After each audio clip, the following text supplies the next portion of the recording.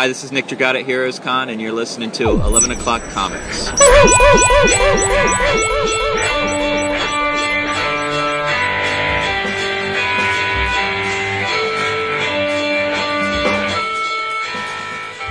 of applause there for the cause. Sound of pleasure. There's only one thing better than that. It's the sound of silence. And what's that? Sound of silence. Oh, well, yeah. I love silence. Sound of silence.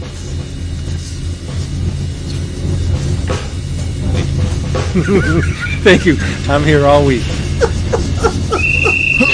I don't know. Joke. Who sings that? You should let them sing it. Maybe it's just me, but I don't see Jason as a lounge singer. No. A rapper like MC Jason, MC J-Wid. MC Jason. Yes. I see you as a rapper, but I mean, I do a lot more singing around here than rapping, to be fair. But No, I could see him like in that scene from Swingers when the old couple is in the lounge, staying alive, and I could picture Jason in Yeah, I think that's fair. doing that. I'm kind of getting a Ray Wise Twin Peaks vibes that with you singing in the house. Not a good look. Not a good look. okay, I mean, Hey everybody, it's 11 O'Clock Comics, episode 951, and I'm Vince B. You are Vince B. This week, I'm David A. Price. it's true, and of course, I am the new kick-ass version of Alfred Pennyworth. Nice, but you're not. You're Jason Bood, everybody. Brought to you by cheapgraphicnovels.com. cheapgraphicnovels.com. You say you want to get your filthy hands on a bunch of omnibus editions, trade paperbacks, manga, what else we got? OGNs, all that stuff, but you really don't have, the bankroll Jason has. I have news for you. You can save massive amounts of money by going to cheapgraphicnovels.com because everything is massively discounted. It's amazing. And if you're a first-time customer, look at those discounts. You're going to be like, I'm going to get this, this, this, and this. And I got to say, hold off there, brother. Order 2 of them and wait. Because when you get your order confirmation, you're going to reply to it and say, I wouldn't have known about this awesome place if it wasn't for 11 O'Clock Comics. And Max is going to bounce back free savings on your free savings. Of course it is. Mm-hmm. Free shipping on your next order. So you save a lot with a couple of books, and then you save massively on a whole bunch more books because you don't have to pay shipping on them, and you're getting them at ginormous discounts. cheapgraphicnovels.com. If I can add to that. Of course. Because it's a work in progress. When you're it's a whip. customer.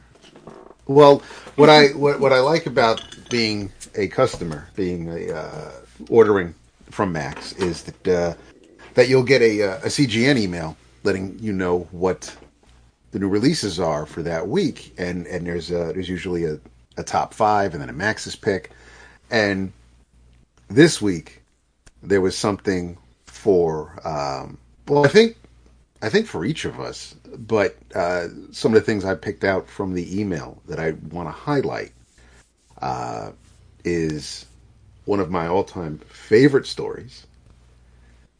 And that is Batman the Cult, the deluxe edition hardcover. That's 40% off, so you're only getting it for $23.99. You've got, since Jason was talking about it, you have Moon Knight by Jed MacKay Omnibus, 40% off at $59.99. This is a neat little omnibus. I read the issues when they were coming out, so it's not something I need. But if you're a fan of this artist, I would definitely recommend Spider-Man by Michelini and Larson Omnibus, 40% off, $59.99. And finally, shout out to our boy DWJ, the Extremity Deluxe Edition hardcover, 20% off at $39.99. Love it. I just want to know what the hell's happening. What is going on? It's an addendum. It's a work in progress. It is. It's always Dap's augmenting. He's backing you up. How about that? Yep, my own little Michael Anthony. He's the best. Love it. Yeah. cheapgraphicnovels.com. I always said Michael Anthony was the secret sauce of Van Halen. Without him, they would not have sounded as good. You're right. Without that high-pitched... I absolutely agree with that. Yeah. The harmony, oh, good God. I mean, he's an asshat because he's hanging with Sammy. But as a bass player and a vocalist, very, very good. Very good. Yeah. Dap, tell me you saw the stuff this week about Steven Tyler finding out that he's got black lineage. No, I did not. Oh my god! Well, you got to go down. Is that a surprise? Okay. Oh no, it shouldn't surprise anybody, but it's pretty funny though. Like, cause he's okay. He's like, I think it was one of those, like, I don't know the context, but I assume it was like one of those genealogy shows where they have the celebrities on. And his daughter did it, think you are, and then she's like letting him know, and I guess like his great grandfather was a indentured servant, a black man. And the funny thing is like the Joe Budden podcast and all the black culture sites are having a field day with it because it's like Steven Tyler won the lottery. And they're like, man, it must be nice to be white, and then you can be happy that you're black. They're like, well, I was hoping he's so happy he's got black blood in him. It's amazing. It's like the best thing that ever happened to him. Oh, I was hoping that you wouldn't say that he's racist because I don't know anything about it other than he was hopelessly addicted to heroin. He was mad excited, but then he was talking about how like he always knew it. Good for him. Funny. Good for him. And like it was just funny though. It was funny because like again, it's like this like super duper, white old man, like rich, rock singer. And he's like so excited. Wow. I see. I don't agree with either of them. I mean, he may be old, but he's not an old man. And he's fucking in his late 70s, isn't he? So what? So's fucking Keith Richards, and they still got it. I think Tyler still is a fucking walking corpse. Disagree. Okay, well, Steven Tyler's 76. He's my father's age, so yes, he's an old man. I don't know if he could still jump around like he used to, but he could still sing. But anyway, I didn't say he couldn't sing. I'm drinking. Man. Yeah, he's not. No, what are you drinking? Clearly. Nice. I missed it. Regained it. I'm drinking. Jesus. Is it too late to call someone? I'm back, baby. I'm back. At least he's not pissing. That's great. Yingling, Black and Tan. Oh, me too. No. Oh, still going through the case? Oh, yes. I mean, it's beer. Oh, shit. Well, what are you drinking, Jason? I have a Red Bull sugar-free. Jesus. Okay. Hope it doesn't rain when we're in New York. I don't want to see Jason melt. Why? The Red Bull makes you melt? I don't get it. Rain. That's what I said, rain. Dap, pick us up, will ya? I got a little something red, too. This is from Josh. It's the Legacy Red Blend. Oh, yeah. Respect to Josh. It is delicious. Yeah, I like Josh a lot. We don't have it too often, but I saw the bottle. I was like, I haven't had that in a minute. And I snatched it from the shelf and ran my little feet home with it. If his commercials are truthful, he seems like a nice man. I don't know. I mean, because it is television and how much of that shit's true. But whoever put them together, I definitely got the feeling from watching the commercial that he seems to be a nice person. Oh. So there you go. Who's a nice person? I know we are. Josh, the guy of Josh. I've never seen a commercial for it. Yeah. Yeah, it's like it's his. I think it was his. Yeah. All right. Yeah. The company is American vintner Joseph Carr, and the bottle Josh is named after his father. Yeah. Okay. All right. Talk about some friggin' comics before it's too late. Yes. Well, for sure. Well, Jason, you got some catching up to do. So.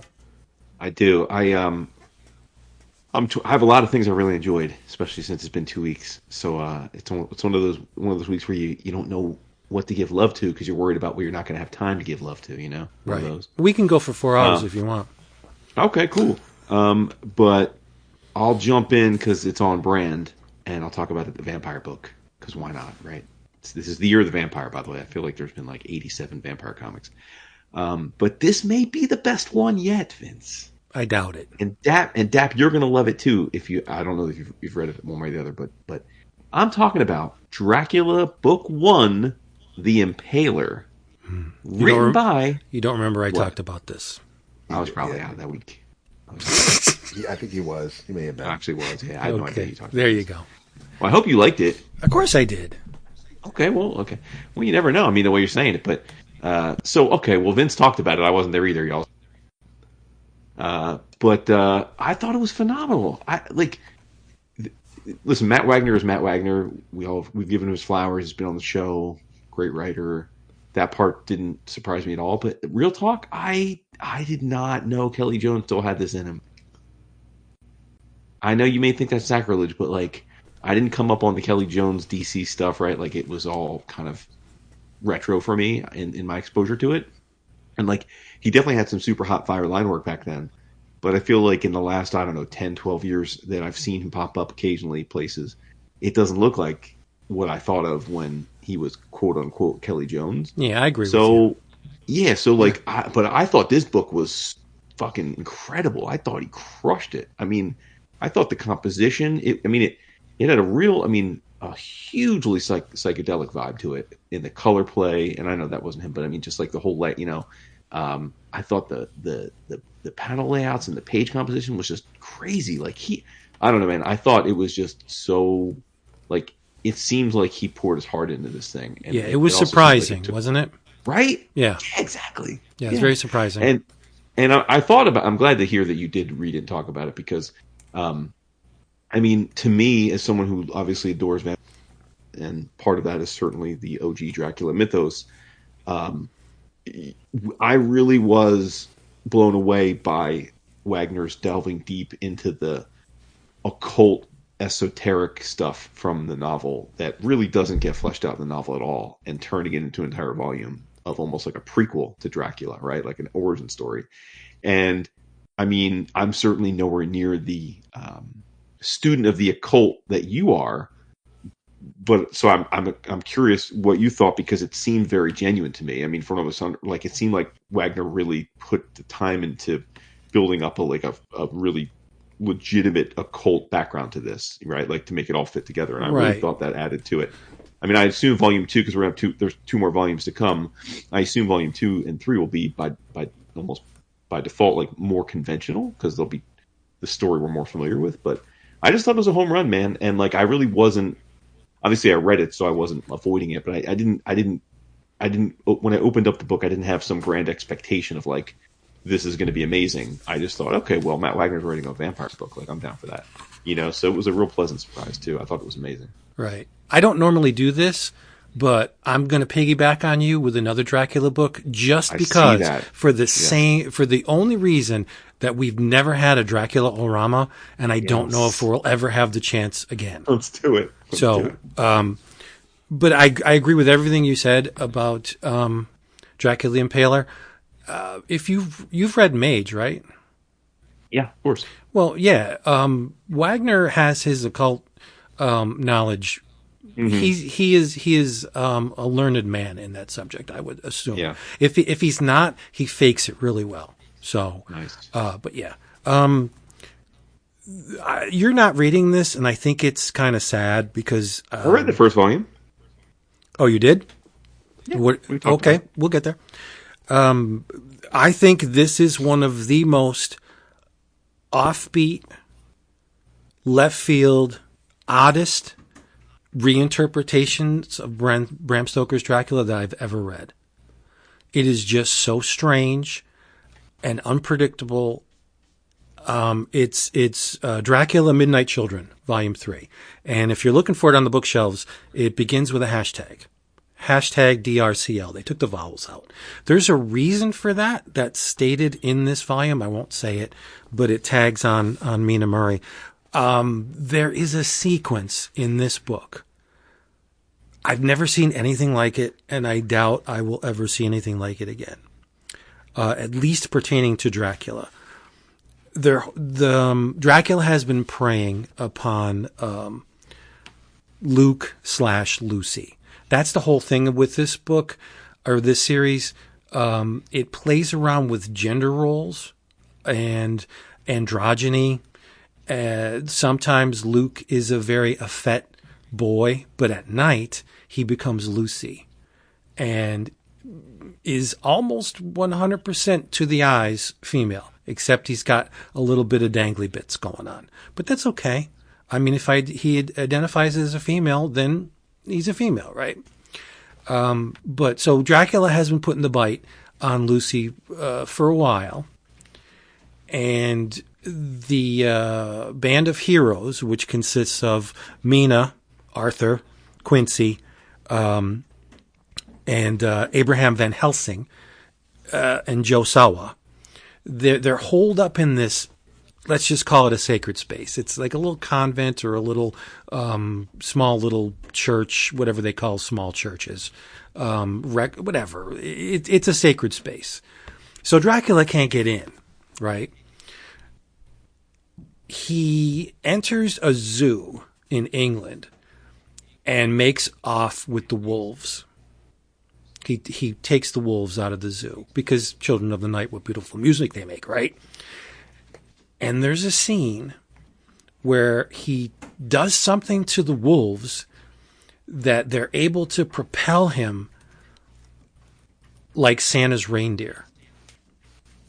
Like he has this conveyance that he's standing on, and the wolves are pulling it, and you see it transversing the sky. And it's just an amazing sequence. But the thing is, he also has sway over Renfield. It's appropriate, right? And Renfield is a cross-dressing. It's a boy who dresses as a nun, and whatever he identifies as. Again with the androgyny, he's very attractive, but he's a male dressed as a nun, and Dracula puts the kibosh on Renfield because he controls them, and they allow him entrance into the sacred space. And it is one of the most balls out, ridiculous sequences you'll read. It's just so outlandish. Dracula has the body of Baryshnikov, and he enters the space. He's doing this weird ballet, and again, the androgyny. You know, is it Morpheus? Is it a woman? Like you can't really tell because he's rendered so beautifully in terms of aesthetics. Like he has very slight features, and he's tall and lanky, and he's doing this dance. And it's weird. Like Dracula's doing an infernal ballet and attacking these kids at the same time. And the wolves are going batshit crazy. It is amazing. I won't say anything else about this volume, but, if you're a fan of Dracula, the OG novel and its many interpretations, this is unlike anything you've ever read before. And it is so beautifully drawn by Shinichi Sakamoto that every page is like you just linger and it's like, holy shit. Like the line work is so detailed and so intricate and ridiculously dense that this book is just absolutely amazing. It's a little pricey though. It's from Viz Signature, and they only release it in hardcover. So each volume is like $27. I don't know how long it's going to run. I hope it runs forever. But after discount, yeah, I mean, it's not 27. You know where to go where the prices are low. And you got to be reading this. What did you think, Jason? Did it do it for you? Well, actually, we could go and point people to episode 878, way back in November of last year. We discussed the first volume. Oh, nice. Yes. And I don't remember if you liked it or not. Well, I liked it, like, parts of it, but I thought for me it was like too much like the visual style was too ethereal for me. Like it just felt like I was reading like a yaoi. Wow. I mean, that's high praise for yaoi. What I should say, what I perceive to be. Right, yaoi, so. right. No, I mean, for me, this is a perfect combination of visuals and storytelling because it's not just about the inhuman creature that is Dracula and what he does to these human beings. Mina Murray, we're talking Victorian age, right? Women were cast-offs. They were ignored. They were baby making machines with no voice, and Mina doesn't agree with that. And so it's about equality, and it's about standing on level ground with men. And she's a maid, and she's not allowed to speak when there are other people in the room. Like if she's cleaning and a group of men enter the room. She's not allowed to speak, and when she does, they make a point of saying, "Did anyone just hear something? Did you speak, woman or girl?" Because she's a young lady. She's a ginger too, so she's just odd. Like gingers stand out to begin with because of the color of their hair, but she's also a woman, and she's smarter than everybody else in the room, including Van Helsing. So I think if you're also looking for a story about female empowerment, you got to read this too, because Mina definitely has a voice in this. And in this book, they bring her into the group and they treat her as an equal because she's so resilient and she's so resourceful and gets the damn job done where they usually falter. It's a really great series. David, do you have a Dracula so we can do a triple Dracula-O-Rama? Damn. Yes, I do. What? Yes, I do, actually. Let's go. Yes, I do. Making history in 950. This week, we got the first issue of Conquest 2099 by Steve Orlando, Abraham Roberson, and Jose Luis, with inks by Abraham Roberson and Oren Jr. I'm not going to go too deep because I don't know if you're waiting for all 5 issues or for the trade vince. But this picks up exactly where the most recent 2099 books from Orlando have left us off, with Dracula and his captains on the planet Midas. The story is narrated, at least this first issue, by a watcher, Ulana, a watcher sworn to observe and, of course, never to interfere. So we just basically,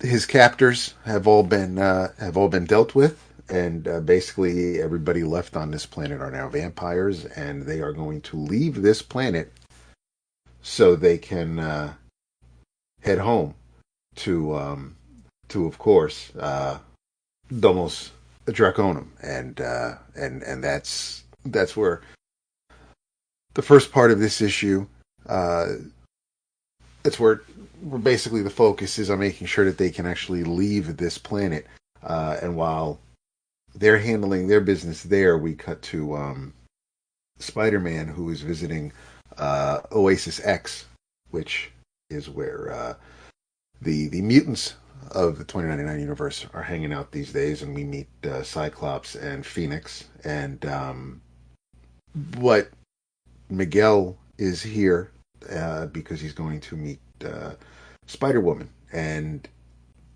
Spider-Woman shows up, and she's actually a member of the alien race that does something that Dracula, she's not involved in this. Other members of her species are, and they do something that Dracula is not going to be very happy to find out about. But while we meet Spider-Woman and she's having a conversation with Spider-Man and Cyclops and Phoenix, Nova comes knocking on the door because he needs answers to questions that only Spider-Woman can provide, and that really doesn't go too well, because of course, when, as is the Marvel way, when two heroes meet for the first time, they have to fight before we can figure out that we're all on the same side, and that kind of happens a little bit, and we end with what's going to be a little bit of a showdown between Spider-Man and Nova, who, of course, if you've read the most recent 2099 series, you know who Nova actually is. But yeah, this the art was pretty good. But yeah, it's all about Dracula, and there's going to be hell to pay. He was hoping that he'd come home and maybe not necessarily have a hero's welcome, but at least provide for his people and give them a place that they can reign over. But doesn't looks like he's going to have to take care of some things before, if that'll ever even be possible. But yeah, it was. It's a Dracula story. I mean, Spider-Man kind of basically takes a backseat to it. It's the focus is primarily Dracula and this this alien race known as the Iranians, because they are spider-like, and I'm sure that will also, ironically, give Dracula another reason to be pissed at Spider-Man, I guess. But yeah, it was a fun first issue, and I got to credit or blame Vince for kind of having me check out the 2099 stuff again, and Orlando's having fun with these weekly events, and just kind of I'm assuming this is weekly. I didn't check the next week's releases, but it's pretty wild stuff. I enjoyed it quite a bit. Yeah, they're a whole lot of fun. I like them a lot. I don't read them as they come out. I read them in trade. So I figured. Yeah, it's a nice Dracula-O-Rama, dude. That's crazy. Never happen again. Ever. No, it's never gonna happen again. Nope. All right. What else do you want to talk about, Jason? Because let's get it over with. You good? You good? You good? Go ahead. Oh God! He's adorable. Just do it. Why you need to go to the bathroom or something? No, I'll sit and listen patiently. Take a break. Yeah, I'm good. Well, first of all, this is a little more morality play first. I've decided I gotta stop reacting to solicits when people ask us what we think of solicits, because like I thought this was going to be mad corny. Like I was like out on the pitch of these books. I was like, I'm out. Well, can I defend you for 1 second? I know you don't need me to defend you, but usually the solicit is missing page content. Like you'll see the cover and you get a paragraph or two and maybe a page, right? So in your defense, you really didn't know what this was going to be like. No, that's right. And so to be clear, Vince is patiently going to wait while Dap and I talk about Absolute Batman #1. Of course, by DC Comics. This is in the new Absolute Dark Side World universe. I think they're calling it the Absolute Universe, I assume. But it is written by Scott Snyder with incredible, jaw-dropping, wonderfully amazing art by Mr. Nick Dracula. And that was really the draw for me. It was like, okay, well, if I'm going to check out these books, at least I'm going to get some good art. Because, Dracula drawing any big two characters is a treat and unusual. So I figured, like, at a minimum, I would like the visuals. And honestly, a lot of my reticence going in was because of Marvel. Because I have been conditioned by Marvel to feel like, again, we've talked about this ad nauseum, the Ultimate Universe kind of, it was novel at the beginning, but then it just morphed into its own thing and it stopped feeling special. And most of the characters that were the ultimate versions are not really much different than the ones we get already. And even they're trying it again with this new Ultimate Universe, which we've discussed. But so I thought, okay, and DC's had so many. DC is steeped in this idea of the multiverse. So I thought, well, what do we need? Like a line where there's another? Can it just be another one of the Earths or whatever? But that was all nitpicky. At the end of the day, if you're gonna give me another reinterpretation of Batman, you better make it legit different. Like it's got to actually feel different for once. And I thought this first issue was fantastic. I thought it was so incredibly different than the Batman that we've seen 100,000 times. I adored every bit of it. I adored the visuals. I adored the characterizations. I adored the flipped backstories of all the major characters. I love Badass Pennyworth, which I know is not entirely new. He is the at least initially he's going to be the enemy of Batman, which I love. Just thought the whole thing it felt fresh, but still paid love to all the core things that make Batman and his universe what they are. I thought it was a grand slam. I really did. I thought I couldn't. If I don't know if we're going to get 2 more issues this year. If we get 2 more issues, it'll be in the running for my favorite superhero comic of the year. That makes sense considering I mean, I don't know who else would be in contention for that other than like maybe Moon Knight. Because aside, I mean, it's not like the X-Men books have been lighting the world on fire. So I don't know how many. Aside from this, there hasn't been a ton of superhero stuff you've read, unless you count like Blood Hunt. But the art was absolutely amazing. I couldn't. I spent way too much time staring at almost every page of. We should say it's 40. It's 40 pages. It's 40 illustrated pages, so it's almost like two Yes. regular issues.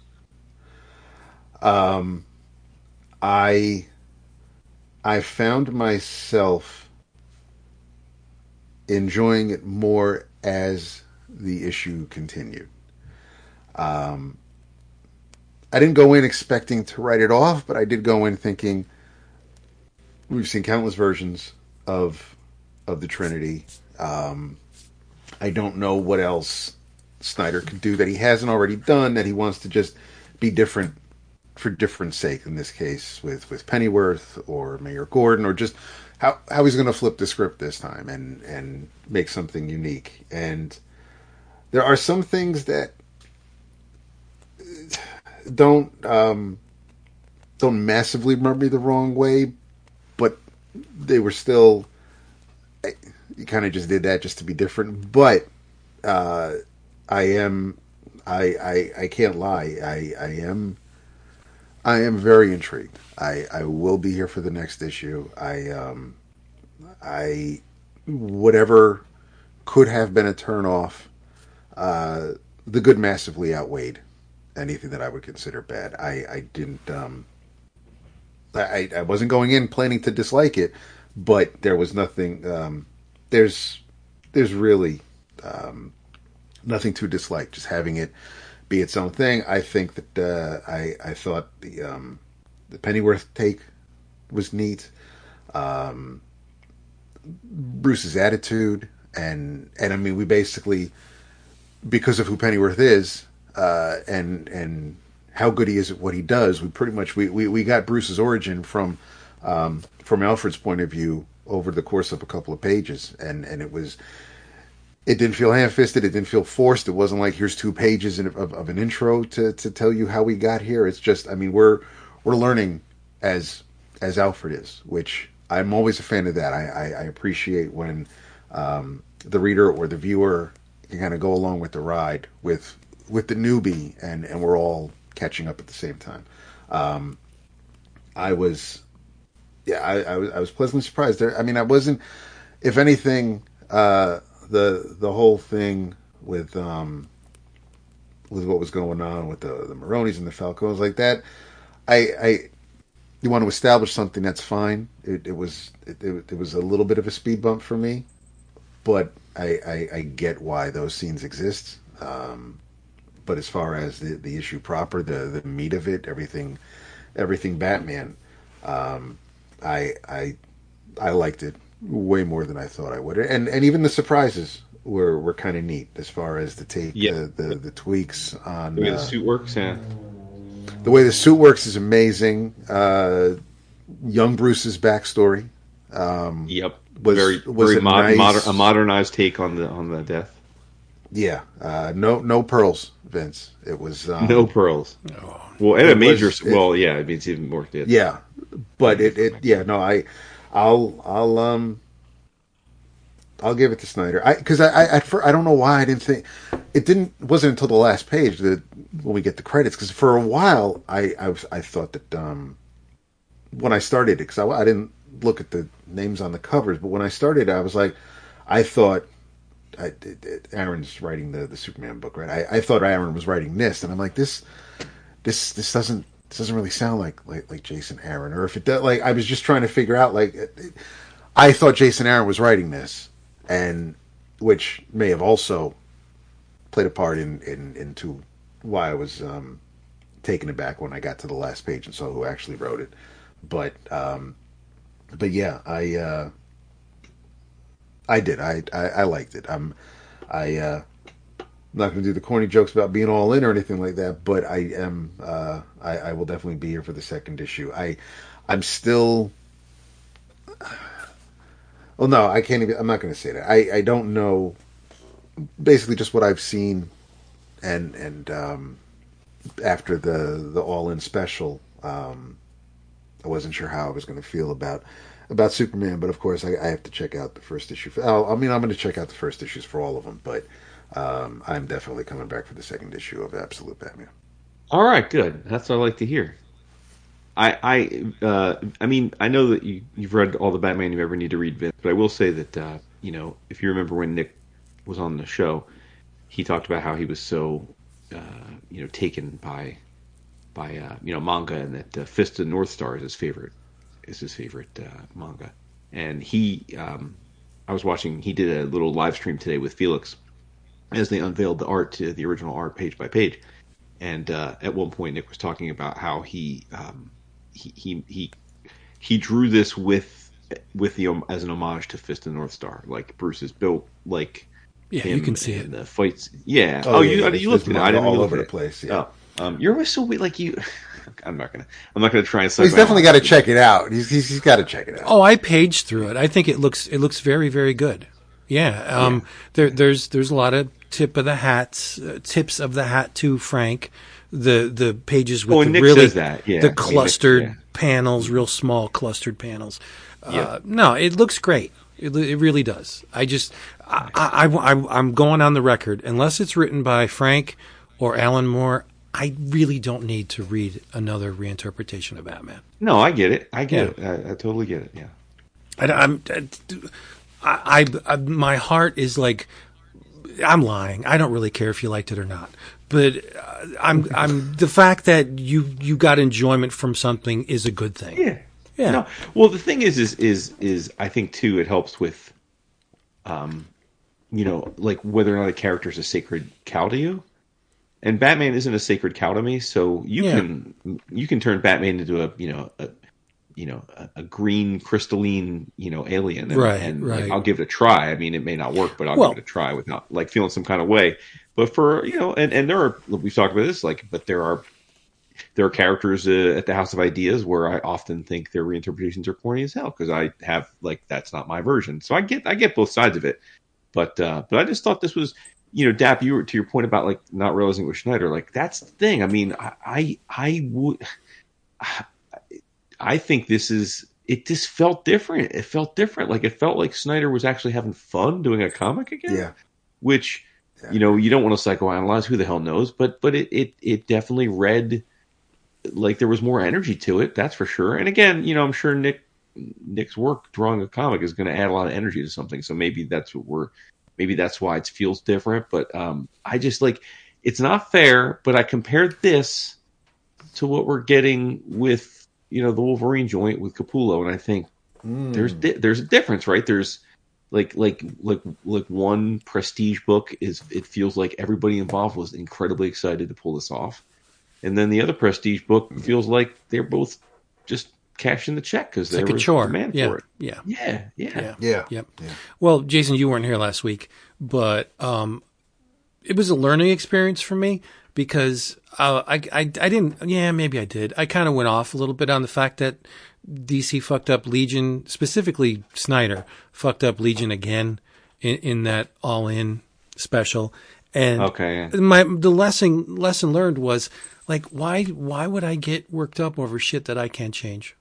Like it exists. So that's true. I don't have to read it. I don't have to agree with it. I just move on. Like pick up another book. I won't be able to read every book in my library until I die. Like it's just not possible. So like, why am I getting worked up over shit that exists? Whatever. It doesn't matter really. There's plenty of old Legion to read. That is true. Yeah, that's true. Although I must say that I mean, you're right. I didn't hear the comment. It was embarrassing. I should have just kept my mouth shut. No, I'm saying, but I'm amazed that we have gone this long without like a successfully executed Legion book. I don't want to comment on that. I just don't. No, that's fine. No, we don't have to relitigate what you guys talk. I'm just saying. It's a crime. We've been doing this show for almost 16 years, and I mean, it's really not a hard recipe to cook successfully. Mm-hmm. It's really not. Like, okay. I mean, it shouldn't be, but when you look at in our time, or was that before? I don't even remember. That was before. No, That's Legion Atlantic Lost before. was Oh wait, no, was that the 52? What was the 52? original Legion Lost was before our time. No, I'm But- talking about the Advent Atlantic. Right, yeah. Yeah, no, It was, that's oh no, before. it was 2000 and 2001. Yeah, that's Yeah. before time. But they revamped it for For what was it, Rebirth? Rebirth, I think. New One of 52. those. Yeah, either New 52 or no, I think it was Rebirth. Because there was 3 Legion books going on at one time. There was Right. Legion Superheroes, Legion Lost, and there was I forget what the third one was. I think it was 52. But you're right. It's not a difficult recipe to master, but when you look at the creators, the authors who did give us some of our favorite Legion stories, that's trying to catch lightning in a bottle twice. Right. We love them because of how good they were, and like Abnett and Lanning aren't working together anymore. We're not going to get anything new by Giffen. We're not going to get anything new by Levitz. So there aren't Shooters. I don't know what the Birnbaums are doing. So I mean, there aren't a whole lot of people who we could be like, listen, I trust them with Legion. Wade's got his hands full right now. If he wanted to go back to do Legion, great, but I don't know if he'd be able to give it all the attention it deserves with everything else he has on his plate. And then Brian mentioned on the Slack that Legion has been appearing in JSA. Like, whose brainchild was that? Like, why would you bring Legion into JSA? And I'm sure there's a perfectly valid reason, narrative. Because you got the past, then you got the future. Yeah, but I mean, I don't. no. That's like a stealth launch. Like, I don't want to see Legion in JSA. It doesn't belong there. No. Then why wouldn't you promote that? Like, why? I didn't know. Why Did would you I know? find that out about the Slack? No. Right. I mean, I love Brian for letting us know if I wanted to check out JSA now, but I'm like, but why is that such a secret?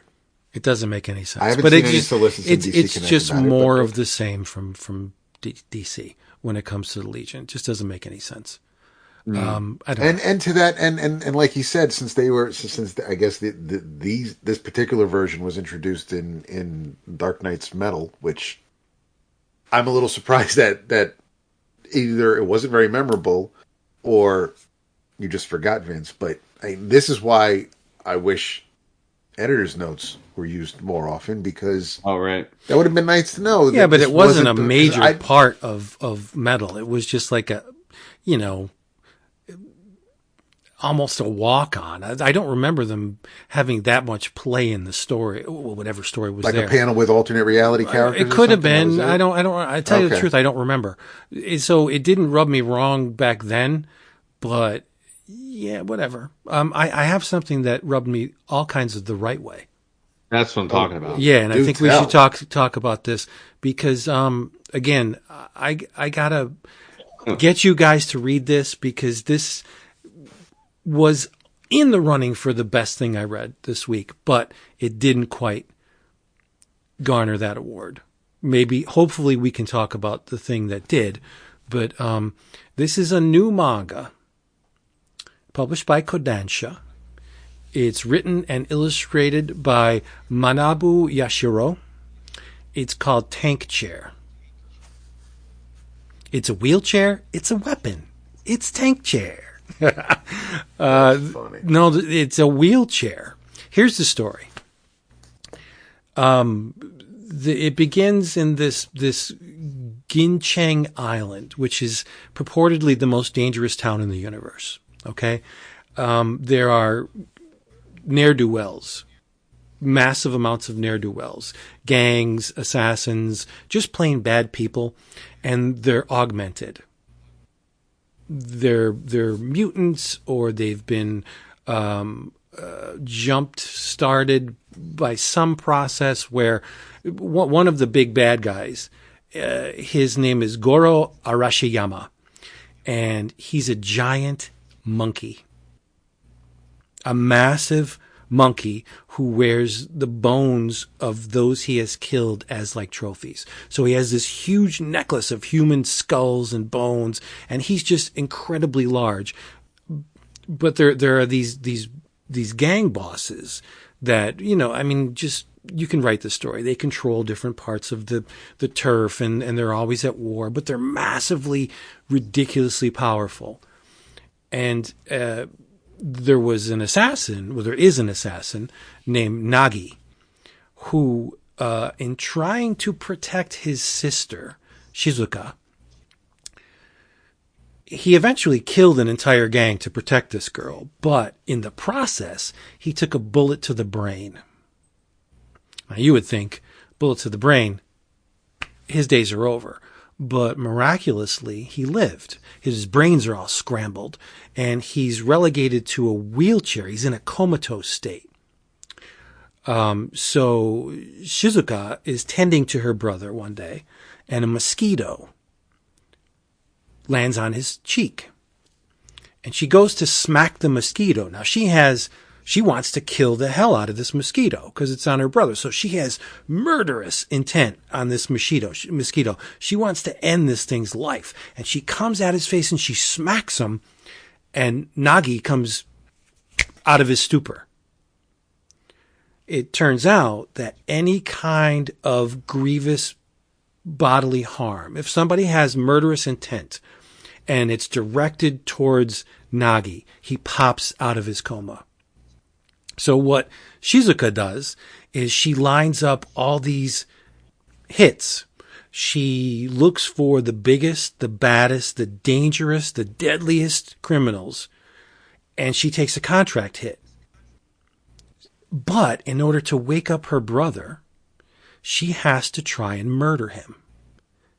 Like, she'll legit come at him with a knife and try and stab him in the heart to get him out of his coma. And she can't fake it. She can't just be like, I'm gonna kill you. No, she has to really be convinced. She has to feel like she's trying to murder her brother. And he comes out of the coma, and it's kind of like Batman a little bit like Kamen Rider meets Batman. He has all these toys. There are multiple tank chairs that he employs. They're not motorized. He's doing it all with the power of his arms, right? So, as I mentioned, the first battle is with this Goro Arashiyama monkey guy. And it's incredible. Like, at one point, Nagi takes the chair and drives it up a wall. Like, how the hell do you manually propel a massive device up a wall? Like, yeah, the tires had spikes on them, but you try it.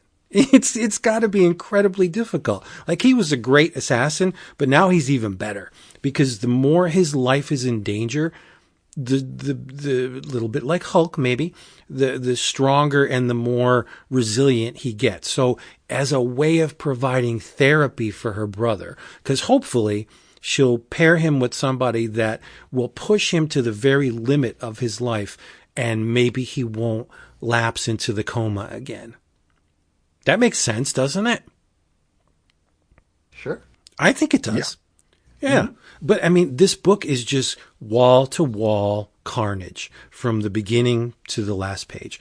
It's battles all over the place. And they go on, it's manga, so the battles go on for a good stretch. But widespread, rampant destruction. The actual chairs are amazing. I don't want to spoil anything, but as in the Iron Man universe, there's different Mark versions of the chairs. Like, there's a Mark V and there's a Mark II. And Nagi wears a costume. Now, he's not running around. Remember, he's confined to a souped up wheelchair conveyance, right? His helmet or his face mask is a lot like Kamen Rider. It looks like a grasshopper. So as soon as you see grasshopper, you think Kamen Rider, but it's Kamen Rider by way of Jason, because parts of it look like a hockey mask too. And he's armored, right? And he's got a lot of weaponry and both hand to hand swords and the like. But it's just crazy. The action is just ridiculous, and I had so much fun with this book. I mean, you like David said with Absolute Batman, you linger, right? Because the art is so detailed and dense that you're looking at the movement on the page and it's just crazy. Like, at one point he grinds the spiky tires of the tank chair into Arashiyama's face. Like, and you see the tires are spinning and the spikes are going in the guy's face. It's like, what? It's, again, Death Race 2000. You could throw, there's a bunch of films that this manga's like, but there's really nothing comparable to it in the superhero genre. Like, this guy he's in a coma. And as soon as he finishes, the battle, like once he defeats his foe, she only has a certain amount of time because he segs back into the coma. And she's like, oh, well, I hope the next one will work. It's a neat premise. She just wants to help him. Yeah, I loved it. Tank Chair. It is really, really great. Sounds fun. I mean, I have to say, you sold it well. I hope the manga's as entertaining as the way you sold it. No, it is very entertaining. I wouldn't bullshit you. I mean, I think the premise is very cool, but the storyline is it's all just fighting. It's all carnage, right. And I love that. I think I mean, there are intricacies to it. Like, there's an academy that he once was a part of, and Shizuka solicits 2 contract killers from that academy, and one of them is this giant woman. Like, she is massive. So there's history here. They all know each other, but none of them care. They will kill each other at the drop of a hat. Like, it's what they do. They're assassins. They're murderers, mass murderers. There are wrinkles in it, but for the most part, it's all surface. But that's okay with me, because something like this is a nice lead in or lead out to something with a little more meat to it. Yeah, it's just phenomenal, and it's visually stunning. Yeah. Very cool. I mean, if I was confined to a wheelchair, I would like a Mark V. Giant friggin' steamrolling. That would be. Yeah, why not? Yeah. Oh, yeah. Yeah, it's a lot of those buildings, son. It's a lot of fun, and in typical manga fashion, you get what's it, about 200 pages, roughly? Let me check. Yeah, it's about 180 pages for like $13.99. Where are you going? It's a value. There you go. Some color pages going into it. And it has, I don't know if I should say this because it may give someone the wrong impression, but I don't think it's too far from the truth. With the architecture and the cityscapes and stuff, it's like Akira level detail. It's stupid how detailed this thing is. Yeah. But if you're adverse to bloodshed and carnage and blood, it's maybe, I wouldn't read this. It's not explicit. It's not super explicit. Somebody gets their fingernails blown off. That was I mean, because everyone, I don't know about you guys, but fingernails are, I think, very sensitive, right? Mm. When you get a hangnail and you pull it and you're like, holy shit, that little tiny piece of skin caused all that pain. Yeah, there's a scene where a guy gets all of his fingertips blown off. So, that was a little bit gut-wrenching. But otherwise, this is great. It's a wonderful start. I was hooked just from the very title and seeing Nagi in the tank chair. Like, it's great. Nice. Get it. If you don't get it, I'll be a little pissed. Just a little bit. You heard it here first, folks. Can we shoot for a Manga-O-Rama, Jason? Yeah, we can. Look at my list. Yeah, we can. Let's see here. Let me see what we're talking about. Well, I've been waiting for y'all to read it for months. Yes. Yes, UFO mushroom invasion. Super disturbing. Ridiculously disturbing. Yeah, man. It's fucked up. It took y'all long enough, damn. It is fucked up. Yeah, there's no light at the end of this tunnel. I mean, shout out to, we've been giving them a lot of shout outs because they deserve it. Shout out to Living the Line, another one of their fine publications. And This was, when was this originally? 1976. 70, this came yeah, I out. was going to say 77, but 76, yeah. Yeah. So Living the Line did a nice English translation of UFO Mushroom Invasion. Shout out to Ryan Shirakawa. Holmberg. Yes, dude. Ryan Holmberg is the G, right? Like he's in all. The guy's busy AF. Yeah, and it's Shirakawa Marina, and it's crazy. I mean, it's basically mashing up the all too familiar and favorite of Vince's, uh, pulpy UFO fetish with Invasion of the Body Snatchers type super fungus, and you get this story which is fucking creepy as hell, and with Body Snatchers being one of my all time favorite movies, I was just here for it. I thought it was super creative, and I mean, if I was doing LSD back in the '76 when this came out, it probably would have been crazily cool. I thought it was great, man. I hope Living the Line keeps giving us this nice, piece of the manga world that feels legitimately indie and orthogonal, Obscure, and, super obscure. Yeah. The It's thing, really interesting. I love the book, but I don't want to say hate, but I gotta have words with it because I didn't know Shirakawa Marina's work before this, and now I want all of his work. See, that's how they roll. That's the sign of a great. When somebody digs up something and they're like, "Oh, you got to see this. It's an obscure sci-fi horror comic from '76," and you're like, "Okay," but then when they unleash it and you actually witness it, now you're like, "Hot damn!" And not only that, but there's text pieces in the back, well, the front, but the back, that they do. Ryan does a best of Shirakawa Marina overview, and it's like, I want to read every one of these. They all look great. I mean, has Holmberg read every manga ever created? I don't know, man. I don't know. I don't know. But this is a manga that Dap would love because a lot of kids die in this. A lot of little kids die. A lot of kids be getting killed, yeah. Dap, And kids be getting slaughtered. There's it's a sad demise of the main character. Like, he's there and then he's fucking dead. It's just and the way they do it is so friggin' sad. I don't want to say it because people want to read this, but kudos to Shirakawa, because the UFOs in this book are the Al Adamski UFOs, and that was like when Adamski was going into all his sightings and all that shit back in the day. His depiction, the quote photo that they have of the UFO, that was like the prototype.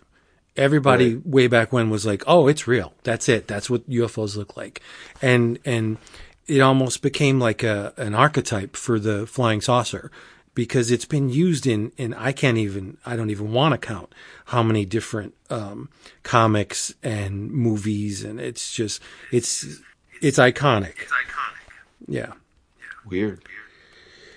But I'm hearing an echo. Yeah, me too. It's either headphone leak or something. But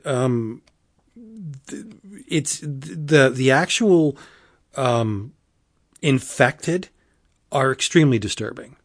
I don't want to say terrifying, for sure, because that's not. Yeah. I mean, if someone has a knife to your neck, then you're terrified. But these are extremely disturbing, and the fact that once humans are buried in the ground and have a mushroom stalk protruding from parts of their body, and then they're lifted up out of the ground like a human carrot, but they've been infected with fungus. Jason, did you set it up? Because I think the premise is really cool, that a UFO crashes on Earth, but its pilot was gathering specimens from all over the universe. Some were fungal specimens. So they do what fungus does on Earth, and they start to infect the populace, and it's extremely grotesque and disturbing. But it's also peppered with some genuine mushroom lore from Japan. Yes, that was interesting. Yeah, I thought that was like neat. mashing those two ideas up is pretty cool. Yeah, because some of these stories I have heard before, but others were new to me. And it's just like, it was almost like, let's pause the story for a second while I tell you a little bit about the history of the mushroom in Japan. And then the story starts up again. And then later on in the manga, you get, this is what happens to fungal spores in space. Oh, here's some more mythology of the mushroom in Japan. And it's crazy. And there's not a happy ending to this. Mm-hmm. It's just downbeat from the beginning, and it just continues all the way through it. Like, poor little Aoki gets to see his sensei infected with fungus. He gets to watch his whole family infected, and then it happens to him. And the whole world basically gets infected with these fungal spores and become something that is not human anymore. It's crazy. Yeah, it's not something you're going to want to read and puts a little pep in your step. Like this is definitely fucked up. Yeah. So there, I finally read it. Good for you. Manga-O-Rama. But I do agree that Smudge, the Smudge imprint of Living the Line is after her Frankenstein, now this, they're strong. It's a very strong start. For sure. Yeah. Bringing it. They're flexing. More of that. More of all of it. And more often. That's what I mean, like more of whatever. Yeah, but keep whatever pipeline you're getting this in, keep the pipeline open. Yep. My money is waiting for you. Yes. For sure. All right, what else do we have? Why don't you guys team up on something? Gotta be something. Gotta be something else. There isn't really. Oh yeah, there is that. I've been waiting for you to read this. The end of Dawnrunner, dog. Yes. Yes. Oh man. I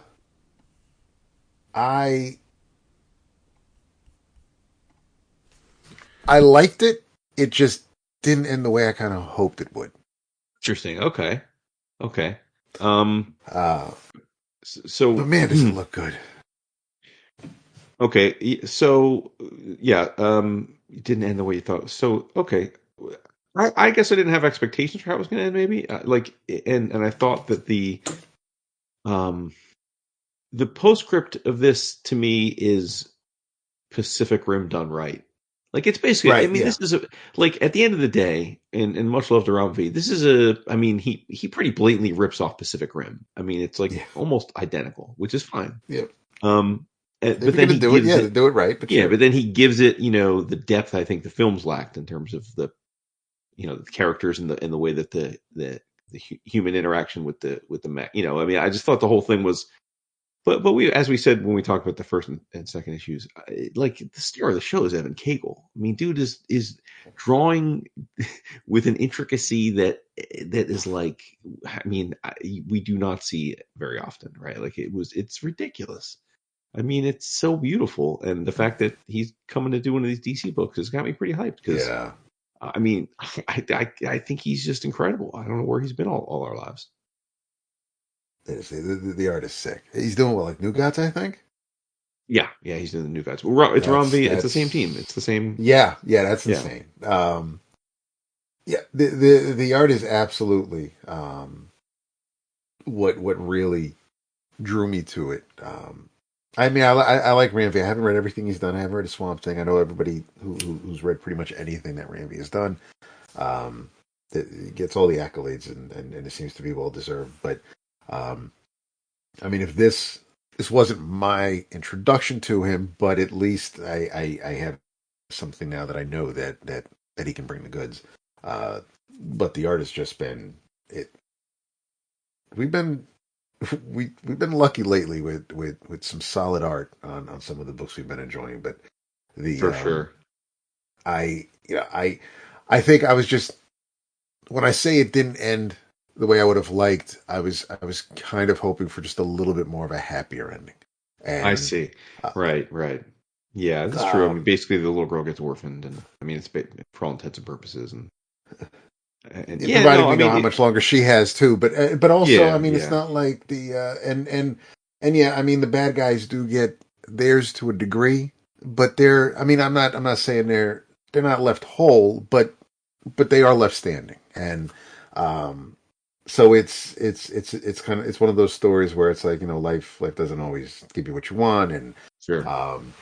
but at least, I mean, but the journey, this was just, this was a lot of fun. It was, and I read that first issue on a whim, and I was hooked. And yeah, it's been a hell of a roller coaster. But it's like you said, it is Pacific Rim. If you like your monsters, if you like your kaiju, if you like your mechs, then this is definitely for you. Um, it's a great package altogether with the characters Ram designed and devised and what they're doing and what they're saying. That part's all great, and then to have Evan bring it to life, it's just the art pops off the page. It really is. I definitely a contender for favorite artist in the Oscars. I'm going to have a tough time this year whittling down my choices. For sure. Yeah, I mean, What'd yeah, you I think think of you it? would. Oh no, I'm saying I think you would enjoy it, Vince. I mean, it's you. I mean, you love kaiju mech stories. I mean, and you were a fan of the Pacific Rim, as I recall. Yeah, I'm just kind of waiting till it gets collected, and then I'll read it. Yeah. No, this is definitely a book. I mean, unfortunately, this trade. I was hoping they do a hardcover because I think it's Yeah. that. But maybe they'll come back to it. I don't know. Maybe they'll have to do a follow up. So although it's hard to, I would be hard to follow up the story. I would imagine. But anyway, yeah. No, I like I said, I thought it was Pacific Rim done right. I mean, for as much as there's a lot I like about especially the first Pacific Rim, but I think it certainly wasn't like all it could have been. And this feels like someone was like, okay, you get to remake Pacific Rim the way you think it should have been made, and then Ron B's like, all right, hold my Chianti, bitch. Let's go and do this. You know. So yeah, I mean, no, like I said, I thought the ending. I thought it was interesting. I mean, I definitely didn't see it coming. So kudos to him. And like it does. I mean, I think it brings up some interesting discussions about like the idea of, you know, as theoretically like we get more and more connected to you know, to like computers and wearables and then embeddables and this thing, and like so the idea that what would that look like in the ultimate, like, to if you're building a machine of war out of that science, like wouldn't it make sense if the ultimate version of that is like an actual, you know, melding of the two into one life form? Like that's, I mean, I thought it was an interesting high concept for sure, but like but at the end of the day I thought, you know, the way that like that manifests into this, like, because it's such a classic trope in like Sentai stuff where you get the, you know, whether it's like the Voltron where people form into one bigger one, or like in a lot of them where you have like a Sentai and they have like a you know, a higher level they can reach. I mean, that's kind of what this felt like. It's like to defeat the kaiju that came in, there was no way anyone was going to do it unless they could superpower up. And then you already see this incredibly efficient, like lethal mech superpower up by basically becoming human, and vice versa. And I thought, like, that's fucking lit. I'm with that. So yeah, it definitely worked for me. It definitely worked for me. That's fucking lit. Fucking lit, yo. That's a pull quote. Yeah, well, it's much better than a lot of the ones I read. Yeah. Yeah, I swear some of these reviewers just craft these attractive sentences just to get a pull quote. That's it. For yeah. sure. Yeah. Yeah, for sure. Yeah. What else do we have? This train has to keep rolling. Yeah, no, there was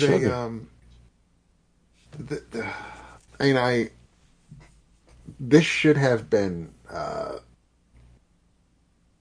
something that would have ticked off all the boxes for me. It's an anthology, and not only is it an anthology, but it's an anthology based on most of DC's past events. And it wasn't. I thought it started off pretty well, but as far as trains and going off rails, this kind of there was definitely a moment where things kind of shifted, and I think that's also a sign of where maybe DC has kind of gone astray at times over the years. But this is DC's I Know What You Did Last Crisis, and it's some of it feels like one of those old DC showcase books where they were basically try out magazines where new talent showcase. Um, but you got the first story with Batgirl. This takes place between the pages of Crisis on Infinite Earths number 4. So it's Gotham City, July 1985. The antimatter is coming across the city, and Batgirl's still out patrolling, even though like the rest of the place is evaporating. Um, and a little girl lost. She says there's a monster in the basement. She screams, and that's when Barbara is swinging by and hears her. There's a monster in the basement. It has my mom and dad. So she goes downstairs and sees Killer Croc, and basically Croc was just scared, and so he was looking for a place to hide, and so he found the basement of this home, and some slight miscommunication between Batgirl and Waylon and this little girl, and it's just it's a short story, obviously, but just of Batgirl kind of shooting first and asking questions later, and to a degree regretting that, but the end of this particular story is she's there to kind of just console Croc, let him know that he's not alone at the end. And this was written by Kevin Scott, art by Ario and Indito, and the art was fine, and it was a decent start, because the next one takes place during the Millennium event, and the hero of this story is Dr. Light, and she's trying to figure out. She's almost like reverse engineering the Manhunter that was James Gordon, because that's who the Manhunter was in the Batman books during the event. But there's a Manhunter who is trying to reclaim Manhunter tech, and so he comes to Star Labs, and this is a particularly violent and bloody tale for some reason.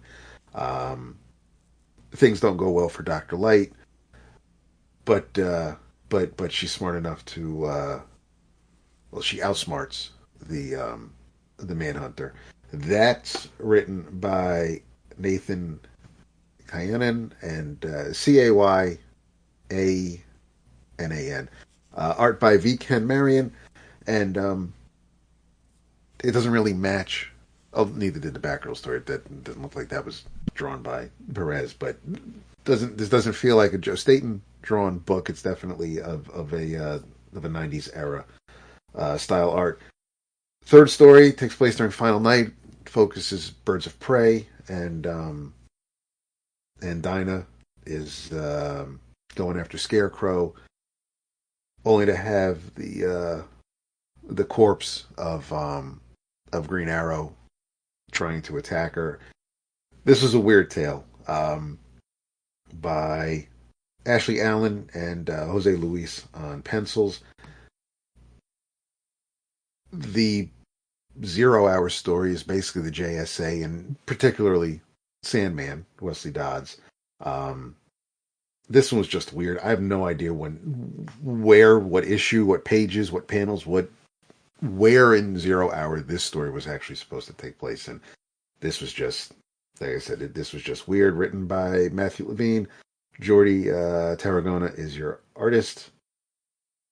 Next story, I did not like at all. It takes place during Infinite Crisis. It's a Nightwing story. And the big bad is is Connor Kent for some reason, and Nightwing kind of just has to relive some really shitty timelines, and basically dies in each of them. And this one's written by Dan DiDio, art by ML Sanapo, and it wasn't very good. I don't know what Dan has against Dick, but he's taken out on him in this story. Blackest Night has a story written by Rachel Pinellas, art by Will Robeson. This one kind of is another one that, well, this one focuses on Scarecrow, and then he ends up getting a yellow ring at the end of the tale.